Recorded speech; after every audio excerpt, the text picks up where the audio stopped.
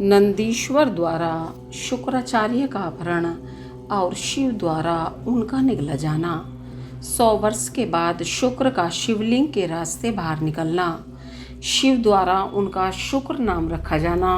शुक्र द्वारा जपे गए मृत्युंजय मंत्र और शिवाष्टोत्तर शतनाम स्तोत्र का वर्णन। शिव द्वारा अंधक को वर प्रदान। व्यास जी ने पूछा, महाबुद्धिमान सनत कुमार जी, जब वह महान भयंकर एवं रोमांचकारी संग्राम चल रहा था, उस समय त्रिपुरारी शंकर ने दैत्य गुरु विद्वान शुक्राचार्य को निगल लिया था। यह घटना मैंने संक्षेप में ही सुनी थी। अब आप उसे विस्तार पूर्वक वर्णन कीजिए। पिनाकधारी शिव के उदर में जाकर उन महायोगी शुक्राचार्य ने क्या किया था?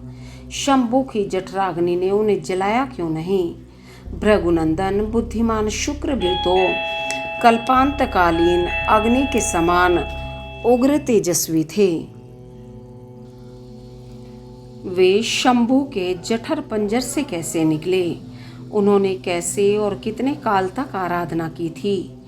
तात, उन्हें जो मृत्यु का शमन करने वाली पराविद्या प्राप्त हुई थी, वह विद्या कौन सी है जिससे मृत्यु का निवारण हो जाता है? मुने, लीला विहारी देवाधिदेव भगवान शंकर के त्रिशूल से छूटे हुए अंधक को गणाध्यक्षता की प्राप्ति कैसे हुई?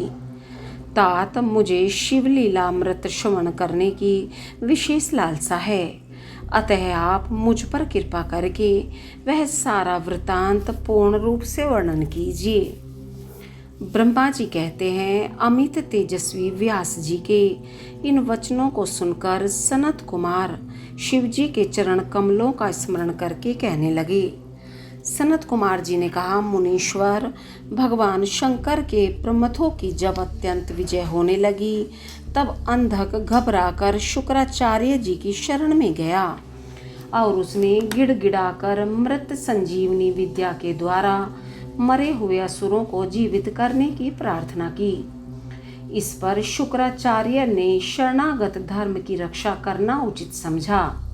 फिर तो वे युद्ध स्थल में गए और आदर पूर्वक विद्या के स्वामी शंकर का स्मरण करके एक एक दैत्य पर मृत संजीवनी विद्या का प्रयोग करने लगे।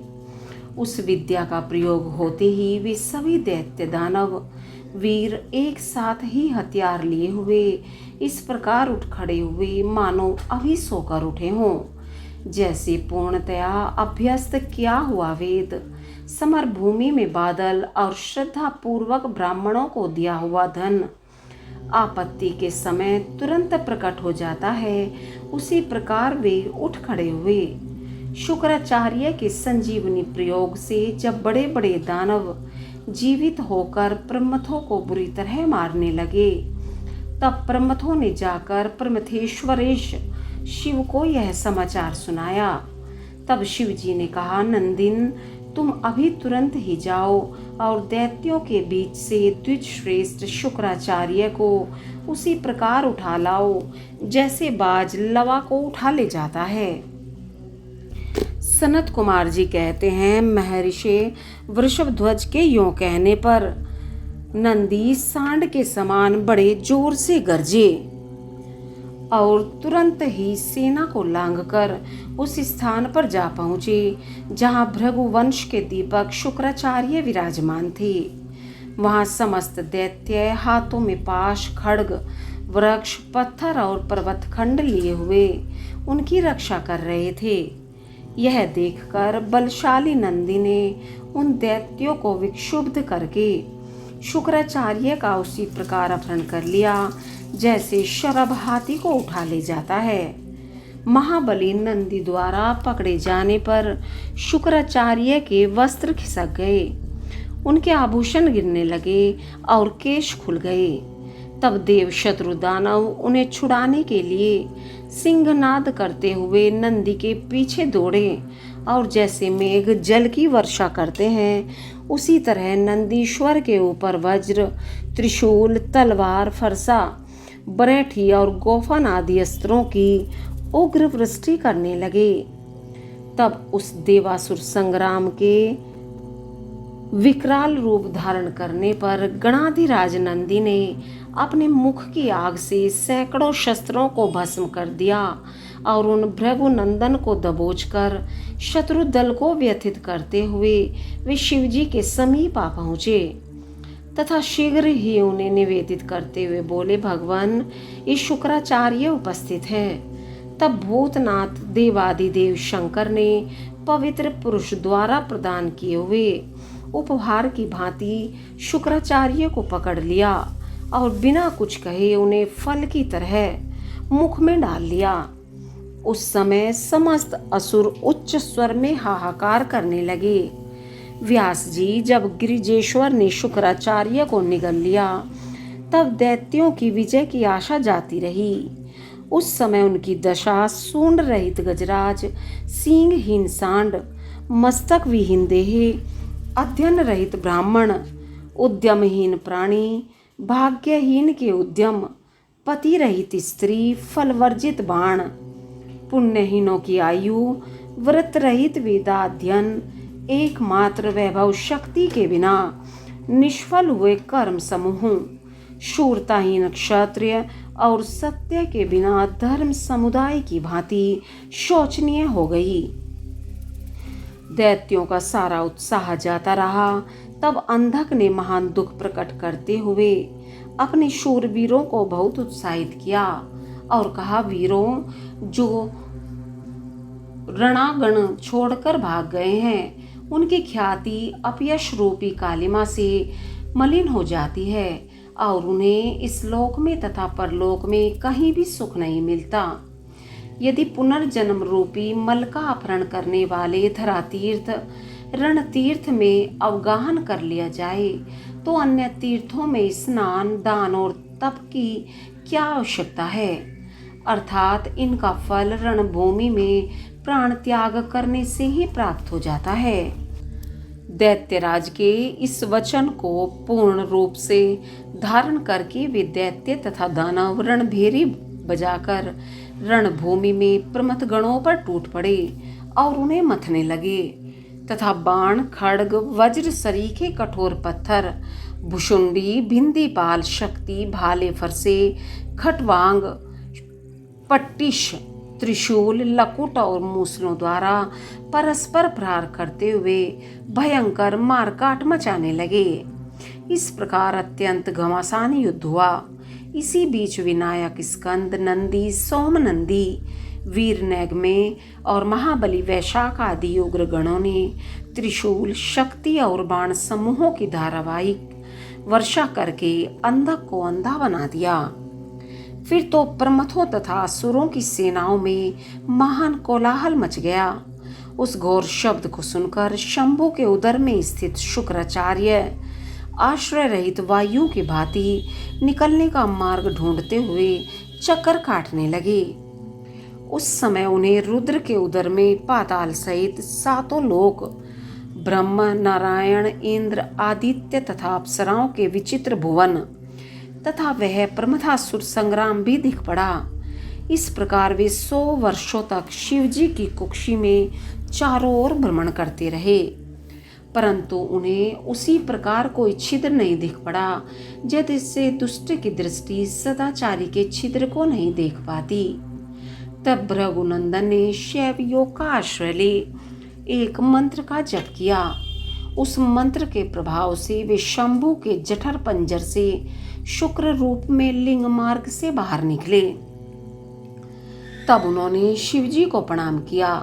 गौरी ने उन्हें पुत्र रूप में स्वीकार कर लिया और विघ्न रहित बना दिया। तदंतर करुणा सागर महेश्वर भृगुनंदन शुक्राचार्य को वीर्य के रास्ते निकला हुआ देखकर मुस्कुराते हुए बोले। महेश्वर ने कहा, भृगुनंदन, चूंकि तुम मेरे लिंग मार्ग से शुक्र की तरह निकले हो, इसलिए अब तुम शुक्र कहलाओगे। जाओ, अब तुम मेरे पुत्र हो गए। सनत कुमार जी कहते हैं, मुनिवर, देवेश्वर शंकर के यूं कहने पर सूर्य के सदृश कांतिमान शुक्र ने पुनः शिवजी को प्रणाम किया और वे हाथ जोड़कर स्तुति करने लगे। शुक्र ने कहा, भगवान, आपके पैर, सिर, नेत्र, हाथ और भुजाएं अनंत हैं। आपकी मूर्तियों की भी गणना नहीं हो सकती। ऐसी दशा में मैं आप स्तुत्य की सिर झुकाकर किस प्रकार स्तुति करूं? आपकी 8 मूर्तियां बताई जाती हैं और आप अनंत मूर्ति भी हैं। आप संपूर्ण सुरों और असुरों की कामना पूर्ण करने वाले हैं तथा अनिष्ट दृष्टि से देखने पर आप संहार भी कर डालते हैं। ऐसे स्तवन के योग्य आपकी मैं किस प्रकार स्तुति करूं? सनत कुमार जी कहते हैं, मुने, इस प्रकार शुक्र ने शिव जी की स्तुति करके उन्हें नमस्कार किया और उनकी आज्ञा से वे पुनः दानवों की सेना में प्रविष्ट हुए। ठीक उसी तरह जैसे चंद्रमा मेघों की घटा में प्रवेश करते हैं, व्यास जी इस प्रकार रणभूमि में शंकर ने जिस तरह शुक्र को निगल लिया था वह वृतांत तो तुम्हें सुना दिया। अब शंभु के उदर में शुक्र ने जिस मंत्र का जप किया उसका वर्णन सुनो। ओम नमस्ते देवेशाय सुरासुर नमस्कृताय भूत भव्य महादेवाय हरित पिंगल लोचनाय बलाय बुद्धि रूपिणे वैयाघ्रवसन नच्छदात यार नेयाय त्रिलोक्य प्रभवे ईश्वराय हराय हरिनेत्राय युगांतर करणाय नालाय गणेशाय लोकपालाय महाभुजाय महाहस्ताय शूलिने महादृष्टिने कालाय महेश्वराय अव्याय काल रूपिणे नीलग्रीवाय महोदराय गणाध्यक्षाय सर्वात्मने सर्वभावनाय सर्वगाय मृत्युहंत्रे पारियात्र सुव्रताय ब्रह्मचारिणे वेदांतगाय तपोअंतगाय पशुपतये वयंगाय शूलपाणिये वृषकेतवे हरिये जटिने शिखंडिने लकुटिने महायशे भूतेश्वराय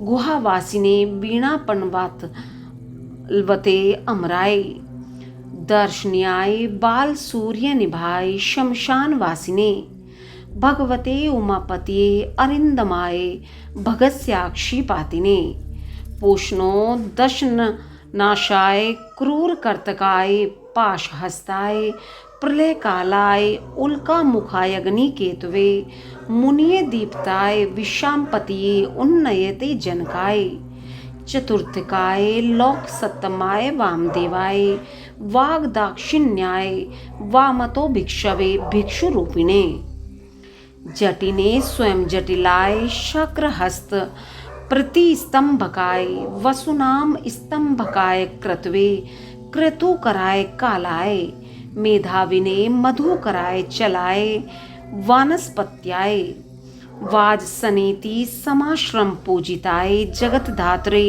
जगत कतरे पुरुषाय शाश्वताय ध्रुवाय धर्माध्यक्षाय त्रिवतमरणे भूत भावनाय त्रिनेत्राय बहुरूपाय सूर्ययुत संप्रभाय देवाय सर्वतूर्य निनादिने सर्व बाधा विमोचनाय बंधनाय सर्वधारिणे धर्मोत्तमाय पुष्पदंताय विभागाय मुखाय सर्वहराय हिरण्यश्रवसे द्वारिणे भीमाय भीम पराक्रमाय ओम नमो नमः। इसी श्रेष्ठ मंत्र का जप करके शुक्र शंभु के जठर पंजर से लिंग के रास्ते उत्कट वीर्य की तरह निकले थे। उस समय गौरी ने उन्हें पुत्र रूप से अपनाया और जगदीश्वर शिव ने अजर अमर बना दिया। तब वे दूसरे शंकर के सदृश शोभा पाने लगी। 3000 वर्ष व्यतीत होने के पश्चात वे ही वेदनिधि मुनिवर शुक्र पुनः इस भूतल पर महेश्वर से उत्पन्न हुए। उस समय उन्होंने धैर्यशाली एवं तपस्वी दानवराज अंधक को देखा। उसका शरीर सूख गया था और वह त्रिशूल पर लटका हुआ परमेश्वर शिव का ध्यान कर रहा था। वह शिव जी के 108 नामों का इस प्रकार स्मरण कर रहा था। महादेव देवताओं में महान, विरूपाक्ष विकराल नेत्रों वाले, चंद्राधिकृत शेखराम, मस्तक पर अर्ध चंद्र धारण करने वाले, अमृत अमृत स्वरूप, शाश्वत सनातन, स्थाणु समाधिस्थ होने पर ठूंठ के समान स्थिर, नीलकंठ गले में नील चिन्ह धारण करने वाले, पिनाकी पिनाक नामक धनुष धारण करने वाले, वृषभाक्ष वृषभ के नेत्र सरीखे विशाल नेत्रों वाले, महाज्ञेय महान रूप से जानने योग्य पुरुष, अंतर्यामी, सर्व कामद, संपूर्ण कामनाओं को पूर्ण करने वाले, कामारी कामदेव के शत्रु, कामदहन कामदेव को दग्ध कर देने वाले, कामरूप इच्छा अनुसार रूप धारण करने वाले, कपर्दी विशाल जटाओं वाले, विरूप विकराल रूपधारी, गिरीश गिरिवर कैलाश पर शयन करने वाले, भीम भयंकर रूप वाले, सुक्की बड़े बड़े जबड़ों वाले, रक्तवासा लाल वस्त्रधारी, योगी योग के ज्ञाता, काल दहन काल को भस्म कर देने वाले, त्रिपुरग्न त्रिपुरों के संहार करता, कपाली कपाल धारण करने वाले, गूढ़ व्रत जिनका व्रत प्रकट नहीं होता, गुप्त मंत्र गोपनीय मंत्रों वाले, गंभीर गंभीर स्वभाव वाले, भाव गोचर भक्तों की भावना के अनुसार प्रकट होने वाले, अणिमादि गुणाधार, अणिमा आदि सिद्धियों के अधिष्ठान, त्रिलोकेश्वरदायक, त्रिलोकी का ऐश्वर्य प्रदान करने वाले, वीर बलशाली, वीर हंता, शत्रु वीरों को मारने वाले, घोर दुष्टों के लिए भयंकर, विरूप विकट रूप धारण करने वाले, मांसल मोटे ताजे शरीर वाले, पटु निपुण, महामानसाद श्रेष्ठ फल का गुदा खाने वाले, उन्नमत्त मत वाले, भैरव काल भैरव स्वरूप, महेश्वर देवेश्वरों में भी श्रेष्ठ, त्रैलोक्य द्रावण त्रिलोकी का विनाश करने वाले, लुब्ध स्वजनों के लोभी, लुब्धक महाव्याध स्वरूप, यज्ञ सुदन दक्ष यज्ञ के विनाशक, कृतिका सुतयुक्त, कृतिकाओं के पुत्र स्वामी कार्तिक से युक्त, उन्नमत्त उन्नमत्त कासा वेश धारण करने वाले, कृतिवासा गजासुर के चमड़े को ही वस्त्र रूप में धारण करने वाले, गजकृति पराधीना हाथी का चर्म लपेटने वाले, शुद्ध भक्तों का कष्ट देखकर शुद्ध हो जाने वाले, भुजंग भूषण सर्पों को भूषण रूप में धारण करने वाले,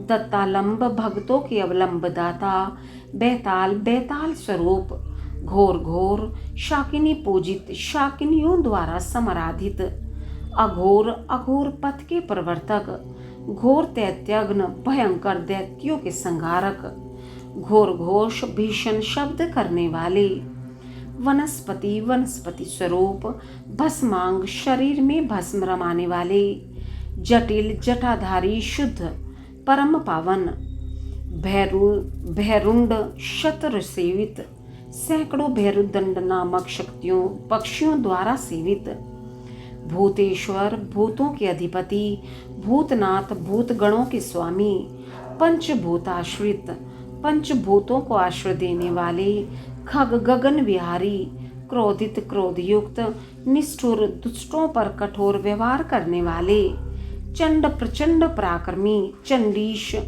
चंडी के प्राणनाथ, चंडिका प्रिय चंडिका की प्रियतम, चंड तुंड अत्यंत कुपित मुख वाले, गरुत्मान गरुड़ स्वरूप, निस्त्रिंश खड्ग स्वरूप, शव भोजन शव का भोग कर लगाने वाले, लेलिहान क्रुद्ध होने पर जीभ लपलपाने वाले, महारौद्र अत्यंत भयंकर, मृत्यु मृत्यु स्वरूप, मृत्यु और गोचर मृत्यु की भी पहुंच से परे, मृत्युर मृत्यु मृत्यु के भी काल, महासेन विशाल सेना वाले, कार्तिक स्वरूप, शमशान अरण्यवासी, शमशान एवं अरण्य में विचरने वाले,